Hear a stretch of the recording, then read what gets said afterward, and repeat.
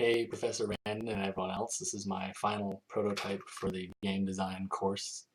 Um, Took in a lot of advice. I missed a few of the online discussion things, but I think I should be good to discuss the game. One thing I really changed instead of a board from kind of what I was reading is something different. So I'm going with a globe. The game is Indiana Jones style. Couldn't come up with a good name. Explorers and Adventurers is kind of a tentative one. So the globe is the board, and this is just one I got at Target. And you have a push pin representing your character, and X is representing the treasures. And then there are also other areas on the map that equate to where you can sell your stuff. There's one in DC, one in London, and one in Germany. It's kind of too small to pick a city. It's probably Belgium. That's in purple, and then the treasures are in red there. So the way the game works is the beginning of the game. Every player, and this is going to be me playing, so it's kind of small. For the beginning of the game, each player has 3 bad reputation cards. Which I've got a deck of bad reputation cards here.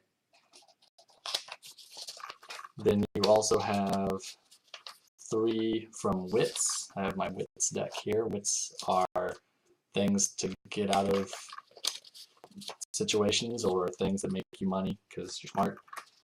You start with 1 piece of intel, just to start you off.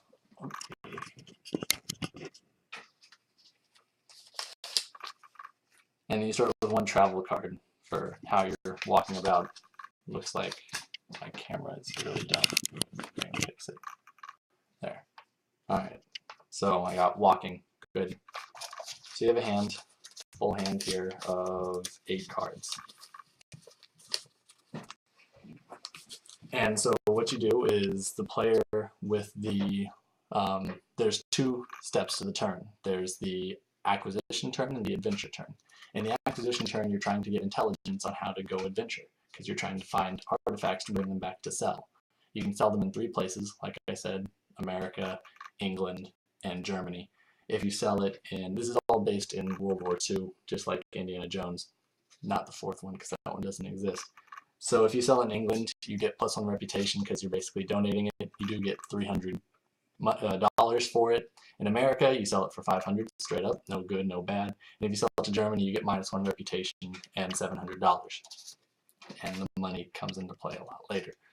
So in the acquisition phase, you are trying to gain intelligence. You're using your wits cards and your money to buy intelligence, buy off people, team up with other players. So I'd be talking to the player next to me, hey, do you have intel for this artifact? Because I'm looking for currently the crystal skull. I know I said 4 doesn't exist, but it totally exists for the point of this game, because we're going to Africa down there.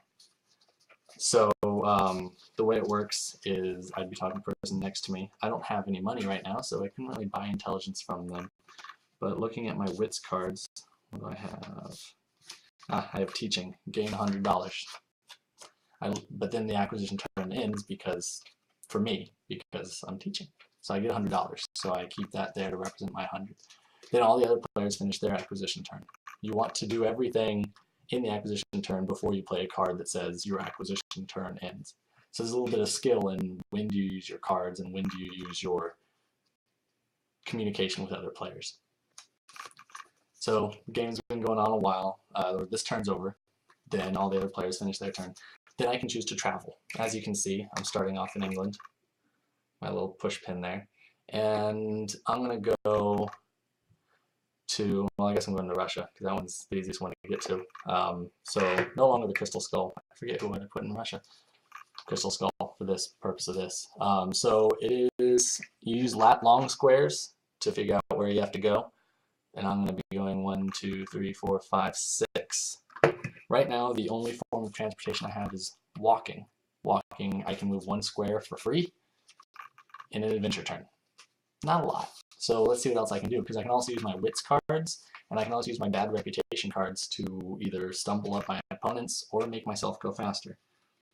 It looks like I do have a few good ones. The one I'm probably going to use is I know a shortcut. I get to add 1 movement for free to my turn. So walking gives me 1, and then I get a free 1 for the shortcut card. So I move 2 spaces on the globe. 1, 2. Not very far, but I'm getting there.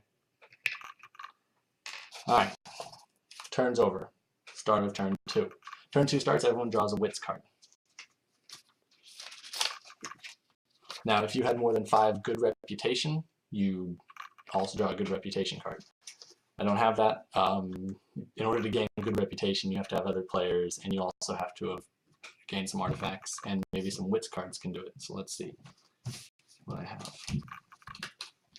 Alright. So it looks like, as far as wits cards go, also I don't like the walking, so I can choose in my acquisition phase to get rid of walking and pick up a new travel card. I got a car. 2 squares, can't go through water, costs 50 a square, which I can move 2 squares pretty easily with my 100 that I have. I don't have any other cards to play. I'd be talking to other players, hey, can you give me some intelligence, whatever, because you need 4 intelligence to gain the artifact once you get there. So you can get there and still have nothing. You'd be looking around the temple not being able to do anything. So acquisition phase is over. I'm going to use my car. I'm going to spend my $100 to move 2 more squares. So 1, 2. So I am 2 squares away from where I need to be. All the other players are moving at the same time, and there are cards you can spend to stop them. So if I was going to be mean, I could use a bad reputation card for sabotage. I play that, and any other player, their movement is halved for that turn. And the plane engine goes out and they have to fix it or something like that. So that's the way the game is played. I hope it shows a lot of skill and a lot of talent. I'm not an artist, so it's really hard to make cards that would fit. I went for simplicity, which I think fits the kind of theme of the game. The push pins are really neat because that's exactly what you have kind of on the maps in the movies. I think I've covered all the points. I'm going to just check the syllabus real quick to make sure. Sorry to make you guys wait. It's taking a little bit. I gotta log on. Beyond that, the good reputation and bad reputation. The good reputation gets you good reputation cards, which are here. Good reputation cards are really overpowered because if you're good, you get good things. You can have a whole trip, a whole thing paid for by a college, or you can have a friend get you out of trouble because good reputation gives you friends.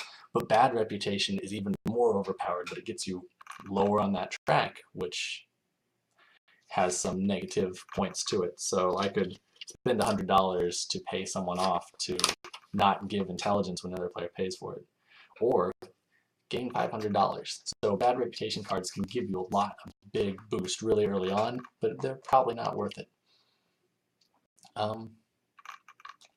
Yep, that looks like about it. Thank you for watching, Professor Randon. I hope it's all right. If there's any questions, just hit me up. All right.